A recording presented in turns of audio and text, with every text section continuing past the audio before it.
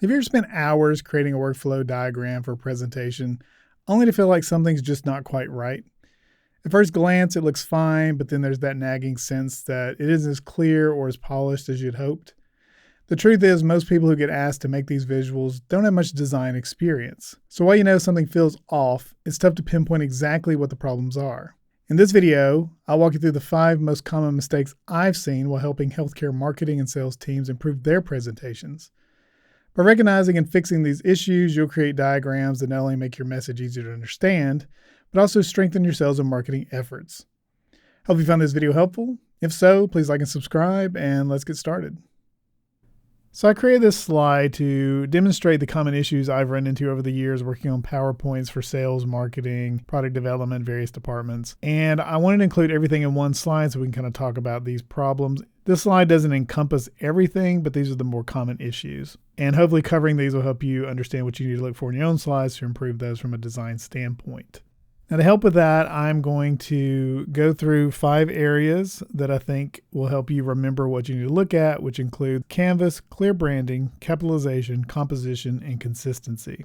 And for each one of those, I'll show separate parts of this slide because I feel like if you're not used to looking at design from a critical standpoint, looking at this can seem overwhelming and you may not know where to start in order to improve it. So I'll break those out into sections so it's easier to see what I'm explaining. I did want to mention also that if you're not a designer, you may not be able to instinctively point out things you know are wrong with this, mainly because it's just so overwhelming, the amount of information here. But also, even though you can't point it out, I think most people feel it or know that there's just something off. Things look cluttered. You recognize that. Things are overlapping when they shouldn't be. Things are wrong colors, wrong fonts. Even if you don't know what those are specifically, I think you can feel a bad design when you see it. I will briefly cover what this workflow represents for those that want to understand it, just so they can kind of visualize the process. However, you don't need to understand this in order to follow along with the tutorial, so I'll include timestamps below so you can skip ahead. Now, my career has been primarily in healthcare IT, so this represents a workflow of how a claim gets processed. So a patient goes to a provider for care, and that's called an encounter.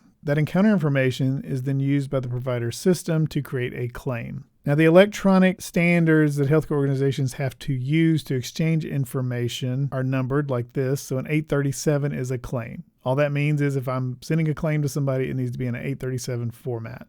That claim is then sent to a clearinghouse. The clearinghouse reviews the claim information, validates the information, ensures there are no errors with it. Then they pass that claim, or 837, on to the payer. The payer reviews the claim information, decides if they're going to pay it, reject it. Then they will send their response back to the clearinghouse as an 835. Again, this is just a standard format they use to exchange information. So it's an 835, which is a remittance advice. The 835 goes to the clearinghouse and then back to the provider's system. Payer may also send an explanation of benefits or an EOB to the patient, which outlines what they did with that claim, what services were rendered, and other information like how much the patient is required to pay. The payer also sends a payment to the bank or the provider's financial institute via an electronic file transfer. So this is the life cycle of a claim and payment. And this is pretty standard for healthcare industry data exchange. So I've used this for our workflow, and I'm going to go through now and explain issues with this so you can recognize those in your own workflow creation.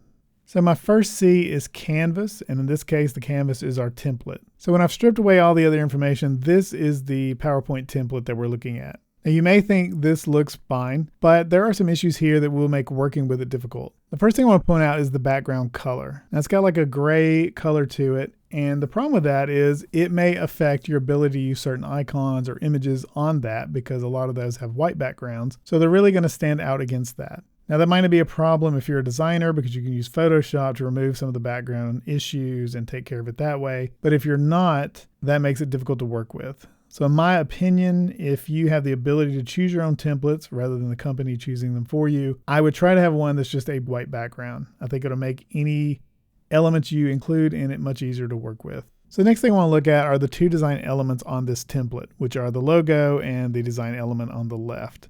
Now, you may not think the design element on the left takes up a lot of space because it's just 2 lines, but actually it's as wide as the fold you see about 3/4 of the way down across to where it ends.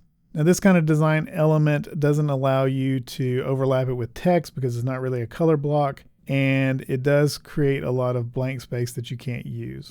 So as an example about information overlapping that design element, I'm going to go to the next slide so you can see how encounter is overlapping that and how the bank image is overlapping that. And it just creates very distracting, unprofessional looking design. Also at the bottom is the logo. And if you don't want to crowd your logo, you really can't use the space to the left or the right of it, and you have to kind of keep away from the top of it in order to give it space to breathe. So these two elements alone are taking up a lot of the space on your slide, and you can see I have a green overlay that kind of shows you what space you can use. So I wouldn't recommend a template like this with a design element like that, because it doesn't really allow you a lot of customization or an ability to work around it. Additionally, I want to talk about a template that has your standard header at the top. I personally don't prefer that. It locks you into a design style that kind of becomes redundant and boring. I like to be able to move my header around to different spots to kind of allow me to tell a better story or to represent things more graphically than I can if I'm following the same header at the top design that most PowerPoint slides use. So that's something else to keep in mind as far as templates go, and then I'll show you my example at the end of how I fixed all this and what I did with the header. So now I want to talk about clear branding. If you look at the slide, you can see it doesn't tell us any kind of story about the company behind it. I mean, the logo's there, but it's a different font, different colors than the rest of the slide. They clearly don't go well together. There's not a consistent theme across the entire slide, so that's something you need to pay attention to. You need to make sure, if your company has one, that your slide colors and fonts match the brand guide. And then if you don't have a brand guide or a PowerPoint template, take your inspiration from the logo and try to build everything around that, from colors, fonts. You're trying to tell a story about what your brand is and the solution it offers. Really pay attention to that while you're working on your slide, because that is something you want to convey in addition to talking about, in this instance, a product workflow. The next thing I want to talk about is capitalization. Now, this is a problem I've run into frequently when I've been editing slides over the years. So if you look at the header here, some things are uppercase, some things are lowercase. So let me go to the next slide to isolate those elements so you can better see what I'm talking about. So here you can see all of my fonts are completely different. The capitalization is different. Some information is lowercase, some is sentence case, where just the first word is capitalized, some are all caps. The fonts are all different. This inconsistency can really hurt your slide and make it difficult to understand and view, so keep that in mind as you're working with text. Typically, I capitalize each word in the header section, and then for information in the slide, I'll usually use sentence case, so capitalize the first word and everything else is lowercase. So once you've established a standard for yourself, make sure you use that throughout the deck. Next, I want to talk about composition. Composition is the arranging of design elements within a design to ensure everything is balanced and consistent. The primary reason why this is important is because it simplifies the story you're trying to present to the audience. So if everything's jumbled and spaced incorrectly and kind of just all over the place, it's going to be confusing for them. And typically a workflow is confusing to start with if you're new to the subject matter. So a bad design makes that even worse. So as an example, I'll go to the next slide and show you the spacing issues here with the yellow boxes. Nothing in this design is balanced, nothing is spaced correctly or evenly or in alignment with other elements within the design. So this is something you should really look for, and it is a little time consuming to make sure things are spaced correctly, from arrows to design elements to text, but it's worth it once you get the end result. Now I want to talk about consistency, and I touched on that a little bit with the capitalization, but this is more about the design elements. So you may not have noticed this when you're looking at the overall slide, but all the arrows are completely different. They have ends, they have different colors, they have different widths, they have different styles. As I mentioned throughout this video, if you have an unorganized design, it's going to be hard to convey an organized, easy to understand message to your viewers. So when things don't match up like this, they create a lot of confusion in your mind, and it's hard to understand what you're looking at. As another example, let me go to the images or the icons. So my three icons completely do not match. One's black and one's gold. One is transparent. You can see the arrow through that. The styles aren't the same. The image in the middle, which is the 3D representation of a cloud, not only does it not match everything else, but it has a glow around it and a reflection on the bottom of it. And then the doctor image has a bevel around it. It's also the only real image on this slide. And then the bank is an illustration. It is on a white background that overlaps the design element, as I mentioned earlier. So these are things you should definitely avoid. You want all of your design elements to match. You also don't want to include a lot of effects on those that are unnecessary and will make the design more confusing to look at. Hopefully your company has access to an icons library and you can pull from those, and that way you're ensured everything matches. If not, you can get a subscription to like Shutterstock or somewhere like that you can get matching icons from there to ensure your PowerPoints look consistent. Also, PowerPoint itself has an icon library. It's kind of limited, but if you go to Insert Icons, you can pull from there. A lot of what it offers aren't really specialized icons, but it can help. So if you can use that, that'd be great too. So now I want to show you an example slide of how I reworked this to put these elements together. So this workflow should be much easier to understand. And I'll go through each of the 5 C's to explain how this is different from the slide we just looked at. So from the canvas standpoint, we have a large white section that we can add our workflow to. And on the left, we have the color block. But how that's different from the original design element is now I can overlay text onto it, design elements, I can add the logo. So I can have all of my supporting but not primary information to the left, and it's not interfering with the overall design on the right.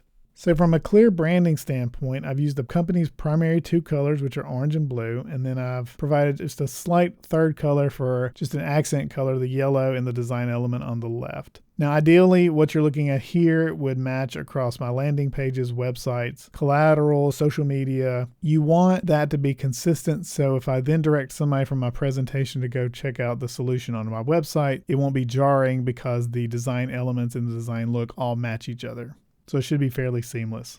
From a capitalization standpoint, I want to separate the text out so you can look at that. And you can see I have the same font used throughout. The only difference is that in my headers, I bolded those and the others are normal weight, but everything else is the same. Now if you go to composition, you can see here's what the slide looks like, and then I want to add some green areas so you can see how the spacing is the same. So the perimeter around this entire workflow is spaced evenly, and if I were to add the same green boxes for the arrows or any of the other sections, they will all be spaced evenly too. So this creates a sense of balance and consistency. And if I go to the next slide where it's just the arrows, you can see what those look like. So they're the same color, the same style, the same end, same weight. And again, they're spaced to create balance throughout the workflow. If you go to the next slide and show the icons, you can see they're relatively the same size. They're all the same color, they're the same style, so they complement each other. So again, creating that sense of balance. So this slide represents how I take that complicated, unbalanced original slide and simplify the content in such a way that it makes this workflow easy to explain to anybody and it can visually stand on its own. It's also pleasing to look at, which makes it feel less complicated. So these points are just something I see regularly, but there are a lot of other things you can do to improve your PowerPoints, and I'll make future videos on that as well. So hope you found this video helpful. If so, please like and subscribe, and I'll see you in the next one. Thanks for watching.